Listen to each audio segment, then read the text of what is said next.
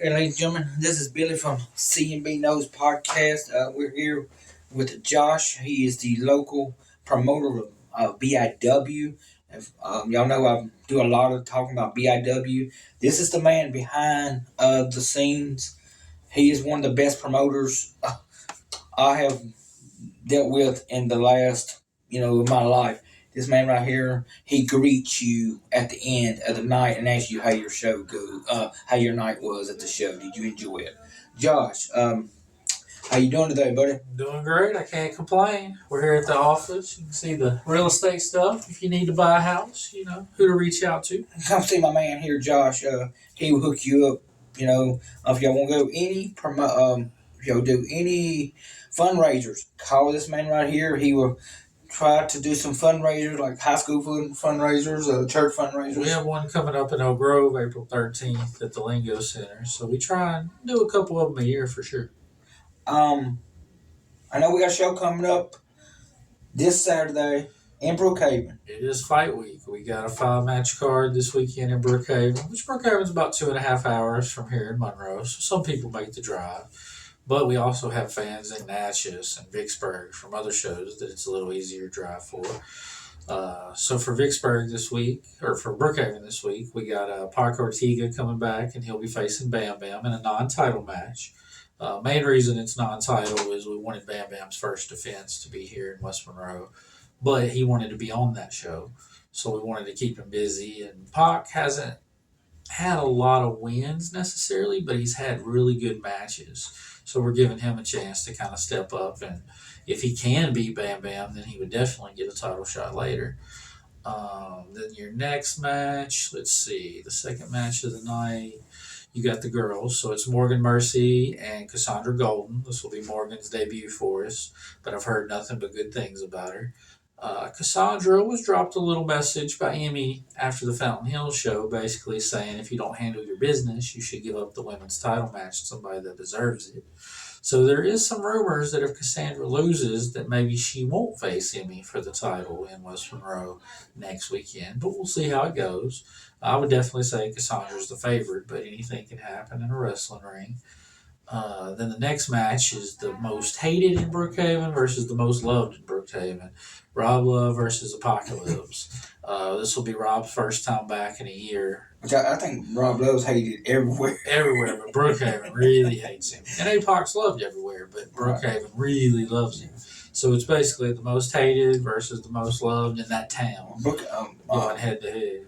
Apoc has spilled more blood in Brookhaven than anybody, right? Yeah, he almost lost his eye there once. He was kind of dangling from the eye socket a little bit. And then he did the dog collar match with Jeremiah where they bled all over the place. He's had some crazy matches in Brookhaven. He also gave Steve Anthony a swirly there, shaved Steve Anthony's head there, won the title there. He also lost the title there a year and a half, 2 years later, to Angel Camacho, where they tried to break his arm before the match, and he still fought, but you aren't beating Camacho with one arm, so he wasn't able to. But he did get rematches, and he wasn't able to win those rematches either when he was healthy. Then your next match is the only title match of the night, but it's not a BIW title. It's the AIWF Cruiserweight Championship that Barrett Brown's going to defend against Rook Tyler. That would be my guess for match of the night. Now we'll see what happens. You never know, but that would be my guess for match of the night. Now, if y'all don't know who Barry Brown is, he's a BIW legend. He's wrestled for BIW for a while. Long time. He's known as a straight dog. He's wrestled for New Japan Strong. He's won the NWA Junior belt. Yes. He's been with us and had the Deep South Heritage title before. So he's been with us for a long time. And the only cage match in BIW history, he was in it. So there's a lot of stuff Barrett's done with us for sure. And these two has really got a rival going on because here lately they've kind of started traveling and wrestling each other in more places and kind of getting stuff going. And then the main event, it's a good main event. It's going to be a lot of fun. But it also has a lot on the line for our tag titles because the tag champs right now are Jeremiah and Arsenal.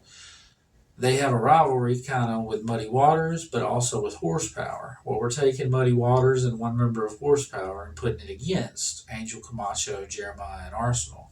So if Muddy Waters and Nate are able to pick up a win, that'll kind of let us know who deserves the next title shot. Or if they go in and dominate them, if Muddy Waters and Nate lose, then we might need to look somewhere else to who gets the next tag team title shot.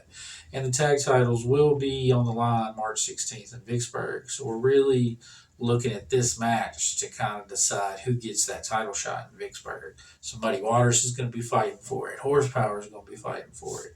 If they get embarrassed, then somebody else will step in. Maybe the new team of APOC and Rook, or somebody we haven't brought in a while, like the Washington Bullets. But this match is very, very, very important. Who gets the next tag title shots? Then the following weekend, we'll be back in our home base, West Monroe, at the West Monroe Convention Center, right down here off of North South here behind the City Hall. If y'all don't know where that is, if y'all need tickets, tickets are on sale. They're right up front in the front of Coldwell Banker. Y'all come see 15 in Josh. advance, 20 at the door. Y'all can come see Josh or give him a phone call. Look him on BIW. Y'all got a website? The Facebook's the main thing. Facebook. Look him on Facebook. BIW Wrestling. Go out there, talk to Josh. Get your tickets, because we want to sell West Monroe out where we can come back when it comes back. And we'll be back May 18th. May 18th, they'll be back in West Monroe, but you got other shows, so come out here, support BIW. He's a local.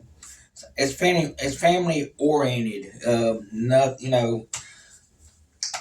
Yeah, it's still adult entertainment. We want adults to be able to have fun, but we also can have fun out there where you can bring your kids. Yeah, because that's important to what we do. So you can at intermission, you can go out there, meet your favorite wrestlers, buy stuff from off of their tables. Yeah, they usually have shirts, 8x10s. Ray Fury has masks. Jeremiah has some masks and some other cool little things at his table always. And they'd be glad to autograph it for you.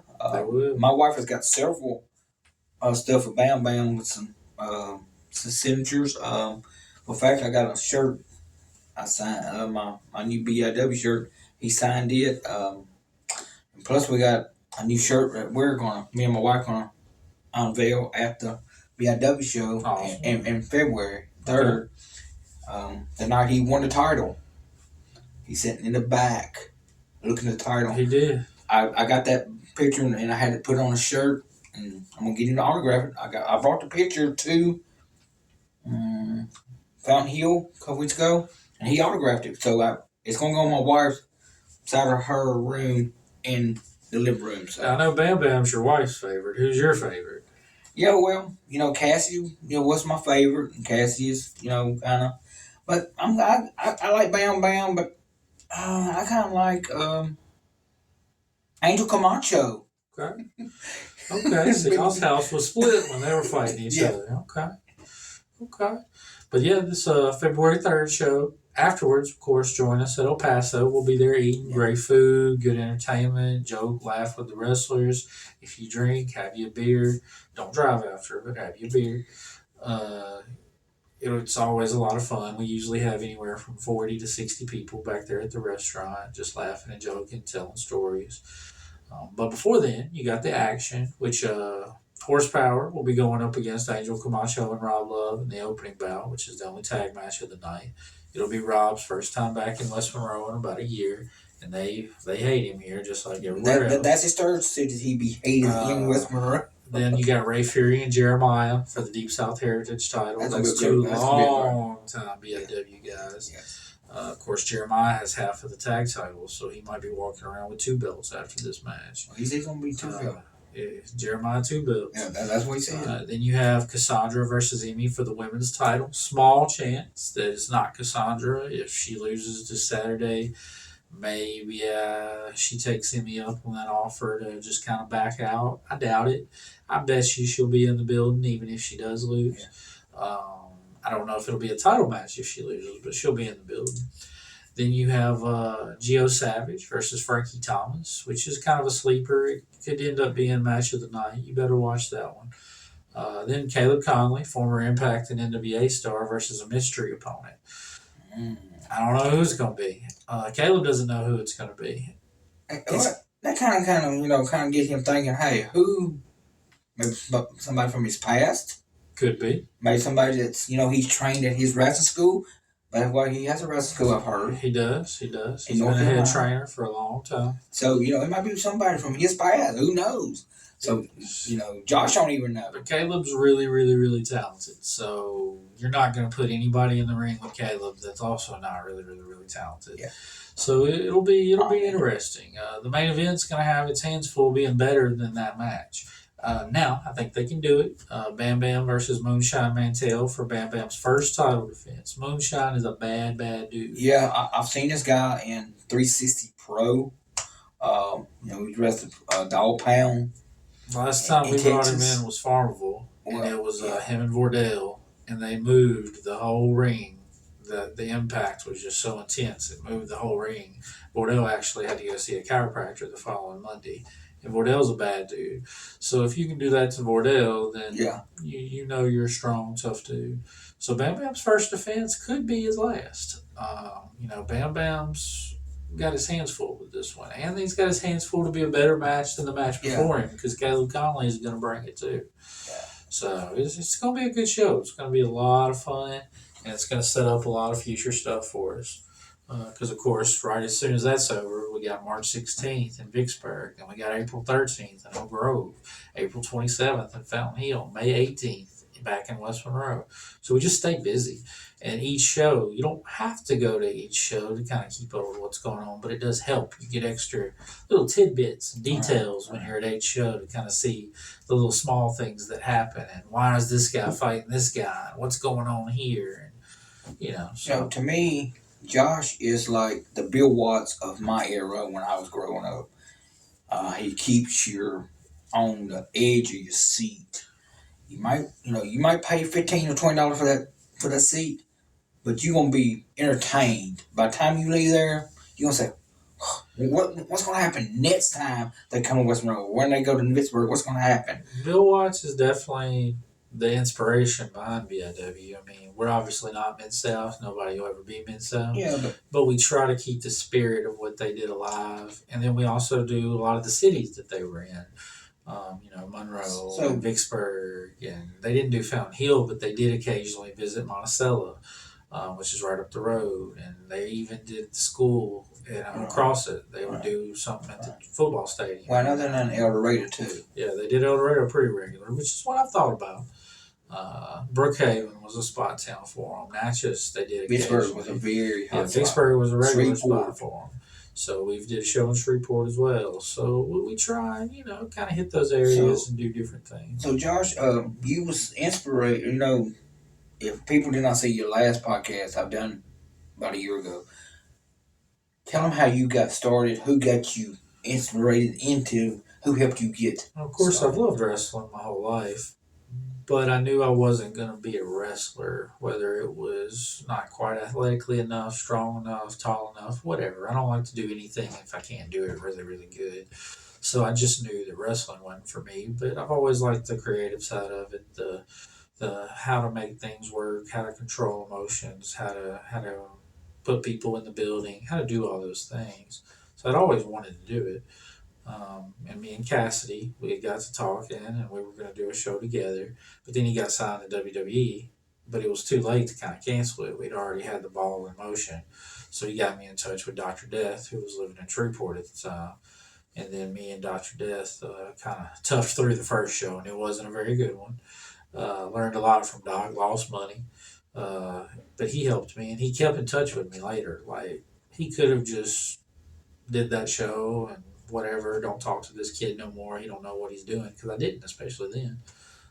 But Doc kept reaching out and, calling, and what you doing, here's what you're doing wrong, here's what you're doing right, try this, blah, blah, blah. And if it wasn't for Doc, we wouldn't have made it out of the first year for sure. And, if y'all don't know who Dr. S.C. Williams is, he was a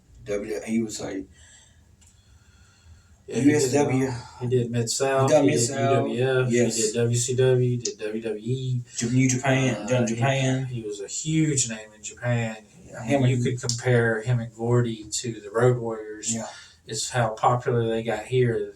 Gordy and Doc were just as popular in Japan. Yeah. They made a ton of money making those trips. Yes. And then, of course, he played football at Oklahoma. Yeah. He was also a wrestler there. He was just a bad dude. Like, just a bad dude. But he was down to earth, dude. He was. We lost him a couple years. It's been a little while now. I don't know exactly. I'll have to do some research on that, but he died of cancer, throat cancer. I understand. Yeah, it came back. He beat it once. Yeah, beat it once, but like I said, thank y'all for tuning in. This is Josh. Come see us Saturday. Come see him Saturday in Brookhaven, and come to West Monroe the following Saturday night. I know Mardi Gras is gonna be here, but I'd rather come to the BIW show than be sitting out. And if you park on the West Monroe side, you can still. Our show starts at 7:30. The actual parade ends at 7:30. But if you park on the West Monroe side, it'll be done by 7:10 on the West Monroe side, and you'll just be able to drive on over to the show. So you can still do both. You just need to make sure you park on the West Monroe side, not the Monroe side, because it could be a little hard on the Monroe side. I'm not knocking the Mardi Gras parade, but hey, I'd rather go watch Josh entertain us. We are inside, and it's supposed to be raining a little bit. So I'd rather be inside, not being wet. So thank y'all. Thank you, Josh. No problem at all. Call Josh or hit him up on Facebook. I'm on there every day. He on there every day. Hit him up on Messenger there. Find him, hook him up. Ask him for them get some tickets. Let's say West Monroe out again. February 3rd. February 3rd. Yep. Not this Saturday, but next. So be there or be square, y'all.